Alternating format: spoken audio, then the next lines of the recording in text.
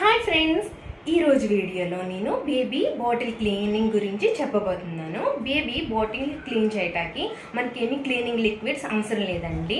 ఇంట్లో ఉన్న basin powder ఉంటే సరిపోతుంది. బేసిన్ పౌడర్ అంటే ఏమి కాదండి, శనగపిండి, మీ అందరికీ తెలుసు కదా. దాన్ని తీసుకుని హాట్ వాటర్లో మిక్స్ చేసి ఈ బాటిల్ మొత్తం నింపేయాలి. నింపేసిన తర్వాత ఒక 15 మినిట్స్ పాటు ఇలానే ఆ బేసిన్ వాటర్ ఇందులో ఉంచేసి 15 మినిట్స్ తర్వాత మనం స్టెరిలైజ్ చేస్తే బాటిల్స్ అనేవి చాలా నీట్గా క్లీన్ అయిపోతాయి అన్నమాట. మార్కెట్లో చాలా క్లీనింగ్ లిక్విడ్సే ఉన్నాయండి. సో వాటిలో ఎంతో కొంత కెమికల్స్ అంటూ కలుపుతారు, కలపకుండా ఏమీ ఉండరు కదండి.